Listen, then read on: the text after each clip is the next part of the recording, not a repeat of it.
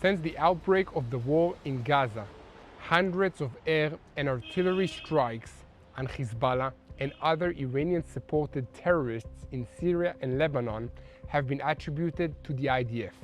But the one that rocked the El Meza neighborhood in Damascus yesterday overshadowed all of them. According to foreign reports, at around 5 p.m., 6 air-launched missiles hit a building adjacent to the Iranian embassy in Syria, leading to dramatic results. It was confirmed that senior Quds Force officer Hassan Mahdawi was neutralized, along with several other senior Iranian officials. Although Israel did not take responsibility for the assassination, according to the reports, the target was a secret meeting of senior Iranian intelligence officials from the IRGC Quds Force and senior officials of the Palestinian Islamic Jihad terrorist group.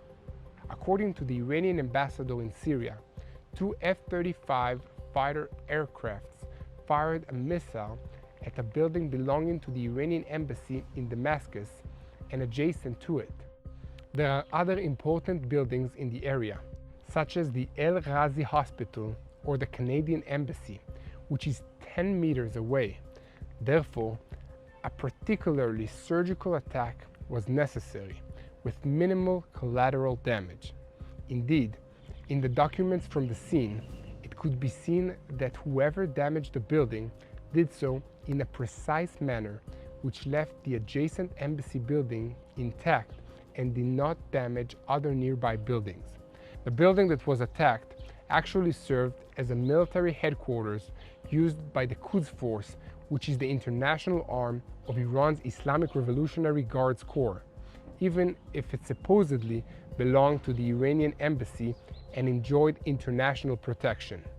The big story here is that the IRGC Quds Force General Reza Zahedi, 73 years of age at the time of his death, has been removed from the battlefield.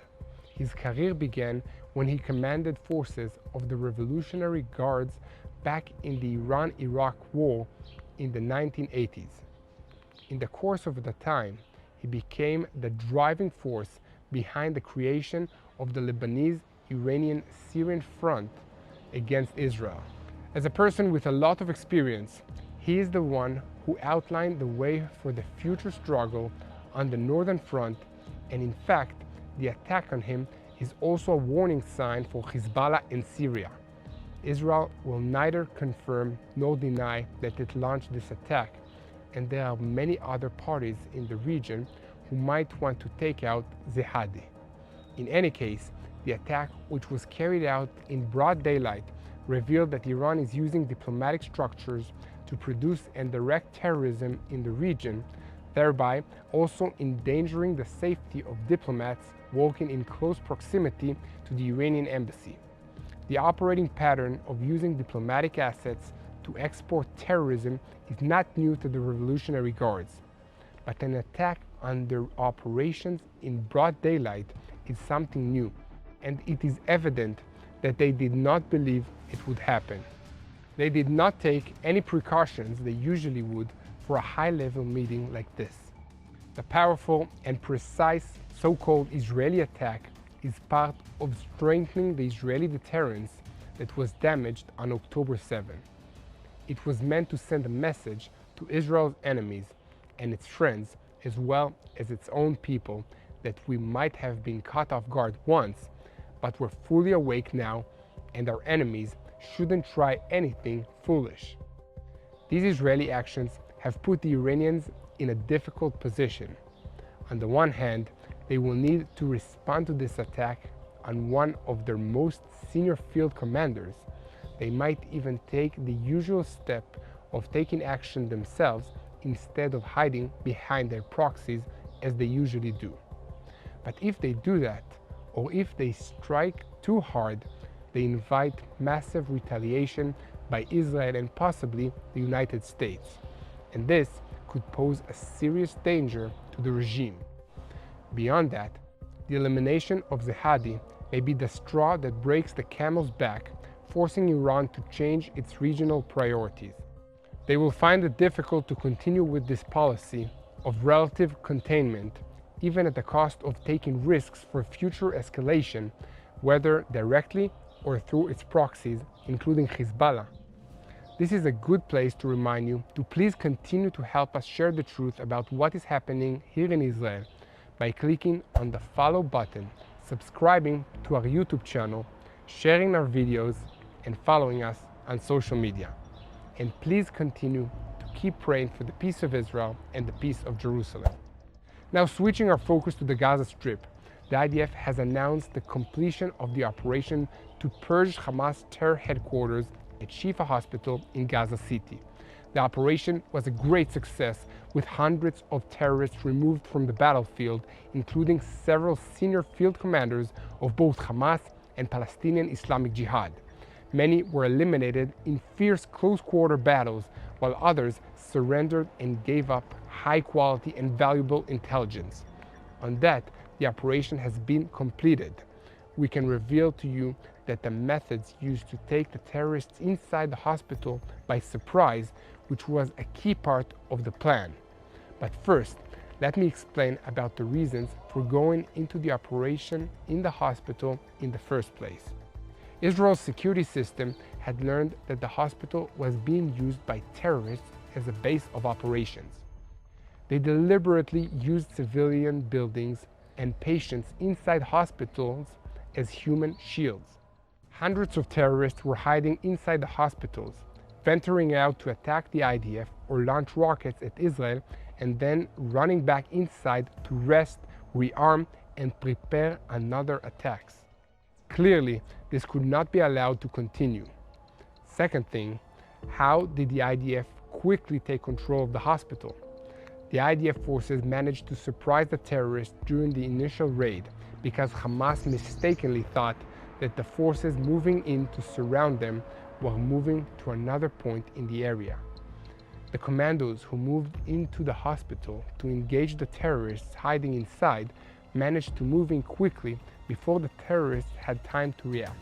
When the IDF forces arrived at the compound, there were 6,200 people inside the hospital. The mechanized forces, which surrounded the hospital to make sure no terrorists could get out and no terrorists could get in to help those already inside, managed to get in position in less than 10 minutes, while the Navy commandos moved in a short while later. Next, the commandos announced to those that are not involved to leave the hospital compound, and a passageway was opened. At the same time, an alternative building was erected with medical equipment to treat patients who could not be moved. This left a clear path for the commandos to engage the terrorists who remained, and that's what they started to do. The IDF statement says that Shifa was not a hospital that has a terrorist headquarters, but a terrorist headquarters that has a hospital within. Without question, the intelligence picture on the eve of the operation left no room for doubt. Shifa Hospital became a governmental and military command and control center for Hamas. On the night of the raid, fire was opened on the fighters for many buildings of the hospital. In subsequent searches of the hospital compound, weapons, ammunition, communications equipment, and documentation of the horrors of the massacre on October 7th was found. As I said before, many terrorists chose to surrender, but others wanted to go down fighting. In total, over 200 terrorists were eliminated and about 500 were arrested for questioning. This operation sends a clear message to every terrorist in the Gaza Strip that they should not try to use hospitals, schools, or other civilian buildings as a base. They should not try to use sick people or children as their human shields. Israel has ways to reach them while protecting the innocent and avoiding harm to civilian infrastructure. All of this knowledge and experience is about to be put to use in the IDF's preparations to move into Rafah, which is Gaza's southernmost city and is the last hub for Hamas. Yes, guys, this city is the last bastion of Hamas in the Gaza Strip. It has a displaced population of more than 1.2 million people, including the nearby 300,000 people who lived there before the war started. The place is like an overflowing, boiling, bubbling pot that threatens to explode at any moment. The infrastructure there is unable to accommodate the size of the population, and there are many people who can't find enough food to eat or clean water to drink or wash their hands. In the midst of all this chaos, Hamas is trying to maintain the last entity under its control after its attempt to re-establish itself as a functioning system at the Shifa hospital failed. Dismantling Hamas's last refuge in Rafah can be done in one or two ways. A tactical military way, similar to what was done in Khan Yunis, is one option. If we put the complexity aside for a moment, from a military point of view, this is undesirable because it will not change the reality that already exists in most of the Gaza Strip, with Hamas dismantled but not conquered. The other option is a political and diplomatic route. I cannot predict the future, but any of these ways might happen, with Israel and the United States managing the problem together. Israel can take advantage of Rafah to achieve a strategic change in the Gaza Strip. This will happen by following a joint plan with the Americans and the friendly Arab countries who want to eradicate Hamas no less than Israel. It must begin with a coordinated evacuation of the population to an orderly tent city that will be under the control of the forces from the moderate Sunni Arab countries, especially the United Arab Emirates and Saudi Arabia, possibly also Jordan and Egypt. At the same time, a new humanitarian aid road will be opened from the Tel Sultan neighborhood to the Philadelphia corridor along the border between Gaza and Egypt.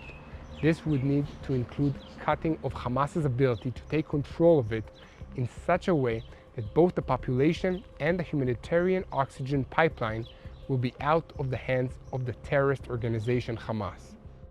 All this will be the first step in the plan. The second phase will allow the IDF to militarily take control of Rafah for a coordinated period of number of weeks to clean up the remnants of the Hamas battalions in it. The IDF will not remain there after that to avoid the situation of occupying the Gaza Strip. The third phase will allow international forces led by the US and including these moderate Sunni Arab states to establish a local police force, not Hamas, which will gradually begin to control Rafah, with Mawasi, then Khan Yunis, and finally in the north of the Gaza Strip. The coalition of states will take care of the training of the police and their equipment. In the fourth stage, the coalition will take care of the restoration of the Strip, and finally, within 5 years, the political future of Gaza will be decided.